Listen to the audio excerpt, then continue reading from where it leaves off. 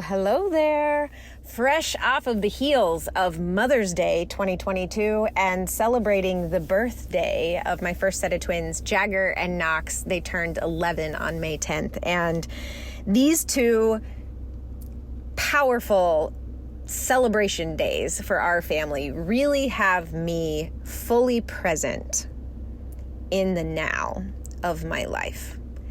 Mother's Day came in, and I always honestly dread it a little bit since my mom passed in 2016, because the other 364 days I do pretty good at staying in the peace and the surrender and the trust, the divine timing and understanding that it was her time to go and that all things are occurring just as they are supposed to, and that in letting go, I was also gifted so much. And so I do pretty good for 364 days, being at peace with the fact that she's not here. But on Mother's Day, all I want is to take my mom to lunch. All I want is a cup of coffee, a dance, a good laugh, a good cry, a good long hug. And it comes in, and I know that the one thing that I want on that day I cannot have. And so there's this longing and this void, and the way that I transmute that pain is to look at my 5 beautiful, healthy, vibrant kiddos. Roman's 17, my boys, like I said, just turned 11, and then our younger set of twins, Magnolia and Phoenix, are 5. And so we are at such fun stages of life, and instead of focusing on what I do not have, I do my very best to focus on what I do have. And it's still hard. And so I tried to just sit in all of the feels, the good and the bad, on Mother's Day. And then the birthday, and my boys are entering this really crazy stage where, you know, the little boy is starting to leave and the young man is starting to emerge. And it's a wonderful thing to witness. And so I sit in this week, and time is what I have on my heart. And I recognize that within myself that I'm always looking at the next day. And I witness in so many of my friends and people that I work on in my practice that people are always looking at the next goal, at the next thing to achieve, at the next event, where it's Monday and everybody can't wait till Friday. It's spring and we can't wait for summer. Or, you know, there's just always somewhere out there that we're trying to get to. And there is no there. There is no then. There's only now. And I'm grateful for Mother's Day and my kiddo's birthday to really set me down and let me be right where my feet are. And I invite you to do that every chance that you get, because life and colors and sounds and tastes get so much more beautiful when you can get gratefully and fall madly in love with the present moment.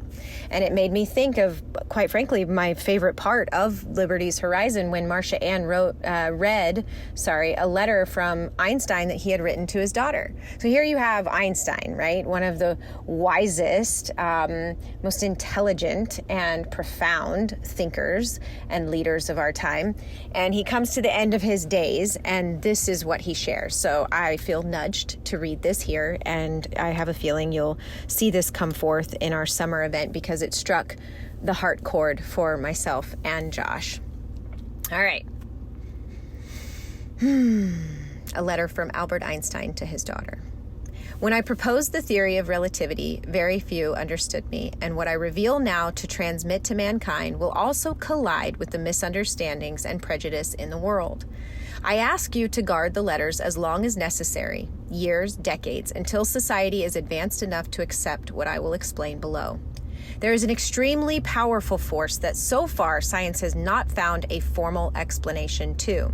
It is a force that includes and governs all others, and is even behind any phenomenon operating in the universe and has not yet been identified by us. This universal force is love. When scientists look for a unified theory of the universe, they forgot the most powerful unseen force. Love is light that enlightens those who give it and receive it. Love is gravity because it makes some people feel attracted to others. Love is power because it multiplies the best we have and allows humanity not to be extinguished in their blind selfishness. Love unfolds and reveals. For love we live and die. Love is God, and God is love. This force explains everything and gives meaning to life. This is the variable that we have ignored for far too long, maybe because we are afraid of love, because it is the only energy in the universe that man has not learned to drive at will. To give visibility to love, I made a simple substitution to my most famous equation. If instead of E equals mc squared, we accept that energy to heal the world can be obtained through love multiplied by the speed of light squared, we arrive at the conclusion that love is the most powerful force there is, because it has no limits. After the failure of humanity in the use and control of other forces of the universe that have turned against us, it is urgent that we nourish ourselves with another kind of energy.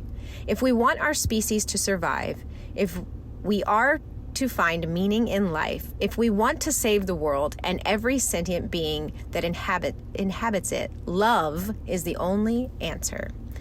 Perhaps we are not yet ready to make a bomb of love, a device powerful enough to entirely destroy the hate, selfishness, and greed that devastate the planet. However, each individual carries within them a small but powerful generator of love whose energy is waiting to be released. When we learn to give and receive this universal energy, we will have affirmed that love conquers all. It is able to transcend everything and anything because love is the quintessence of life. I deeply regret not having been able to express what is in my heart, which has quietly beaten for you all of my life. Maybe it's too late to apologize, but as time is relative, I need to tell you that I love you, and thanks to you, I have reached the ultimate answer. Your father, Albert Einstein. Love. Love is the ultimate answer. And what else is there? I hope that this message finds you well, and I send love from my heart to yours, and I invite you to reach out to those you love, as Albert Einstein does here, and as we see at the deathbedsides of so many. A life without regret is fully loving and embracing and speaking that truth of love as many times as you can to those it means the most. And, I'm a Kansas girl, so it makes me think of The Wizard of Oz and Dorothy, who goes on the, winding yellow brick road with the Tin Man and the lion and the Scarecrow, only to come to the end and realize that she's had the power all along. That's all of us, right? We go on this crazy journey, right? The name of this Podisode is The Journey. It looks like we're going somewhere, when in reality, I think every step we take leads us further within and takes us closer to God, closer to love.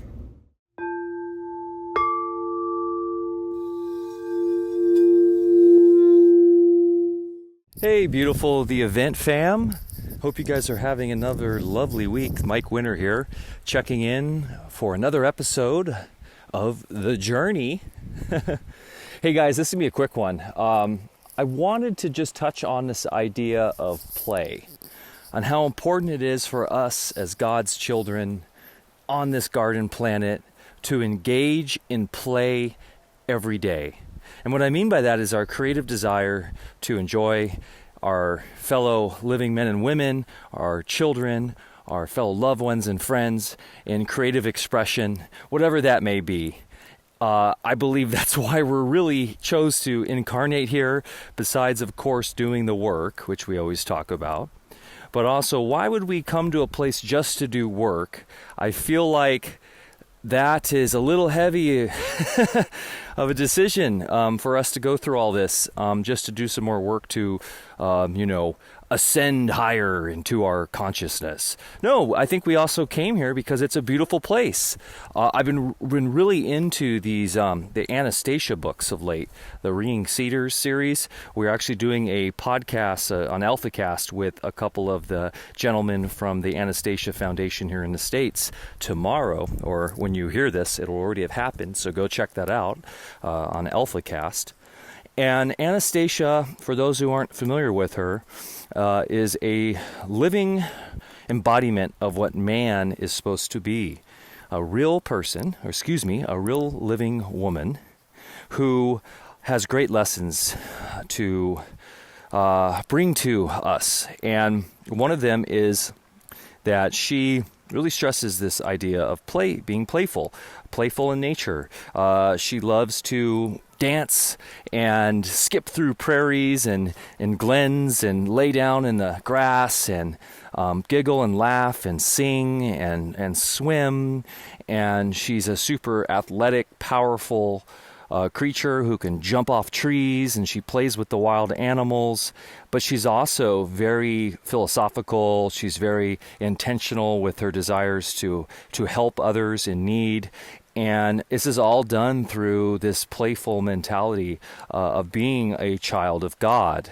So I just wanted to stress that because oftentimes I know it's very easy to get pulled into the stresses right now, the stressors of modern life, especially with what's going on right now with all the evils in the world and the great transition we're going through. But by being playful, those worries can quickly dissipate and disappear. And also we can overcome, I believe, most of the world's ills through going back to that mentality, as Anastasia so wonderfully shows in those books. Highly recommend reading those if you haven't yet. They are truly, all the solutions we need are in those books. And please check out AlphaCast if this at all is attractive to you. Love you guys, and see you next week.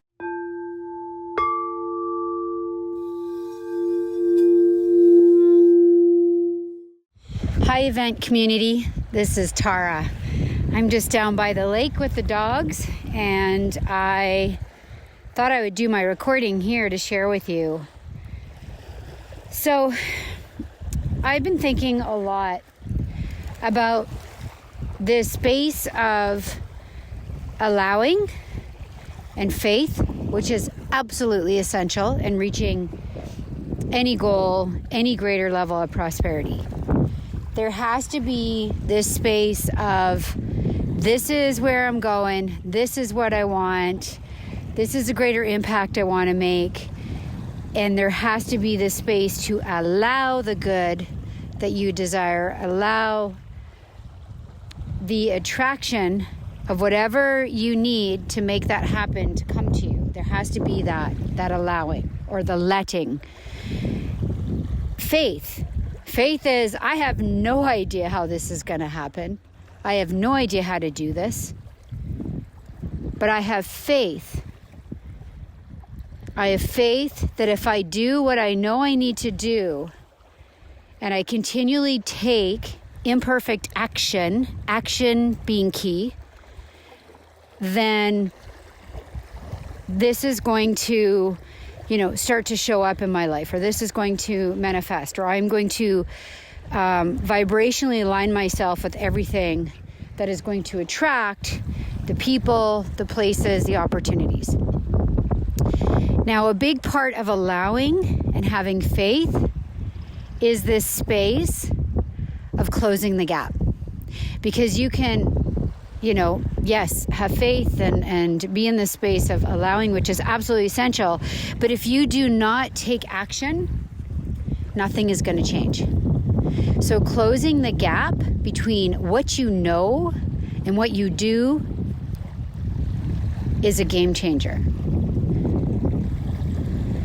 Now, most people stay stuck in the knowing. They have a lot of incredible information. They have so much education. I mean, we really don't lack information. I personally believe we're on information overload. We have to move from the knowing to the doing. This is absolutely essential. And I've been thinking a lot about this because an older version of me had a ton of knowing. As my mentor, Bob, would say, many of us are stuck in this knowing. Might be, you might have a bit of the I know it syndrome. However, we don't really know about a thing till it shows up in our life. And if we look at our results never lie. So results are always telling us the truth. They're always telling us where we're vibrationally out of alignment and where we're not taking action, because action is such an important part of it. You think about the winter event that we hosted, and many of you joined us. Soul Family joined us in this winter event. Yes, there had to be this part of allowing and letting and faith. But if we as founders did not take action towards making this event actually happen, right? Getting the website created, having the ability to log in and join us, inviting the speakers, bringing all these incredible speakers in, all the reaching out and the marketing that went with that, having the team to support us. If we did not take action, nothing was going to change. You got to close the gap. You got to close the gap between what you know and what you do. And this is what separates really successful people from people that continue to experience failure. The common denominator of success is that successful people of prosperity, are willing to do what failures won't do. And I can tell you right now, this is closing the gap. This is that place of getting uncomfortable, taking imperfect action. And again, like Devin was saying on last week's event, it's like doing the reps. It's like continually every day aligning and doing the work. I mean, it's more work when you don't do the work. So this is what's on my mind this week as I am continually getting uncomfortable. I'm continually taking action. And most often it's just imperfect action because I'm committed to a really big goal, a really big dream. I'm committed personally in leaving this planet a lot better off than I found it. And I know that with accountability and incredible material and having like-minded people around me that inspire me and that stretch me to do my work are all part of the recipe to move me in that direction. So wishing you all an incredible week ahead. I hope this in some way inspires you to get out of the knowing and to close that gap between what you know and what you do. And what this looks like is it might be, the fact that you know you need to release some weight and get your habits aligned with that healthier version of you.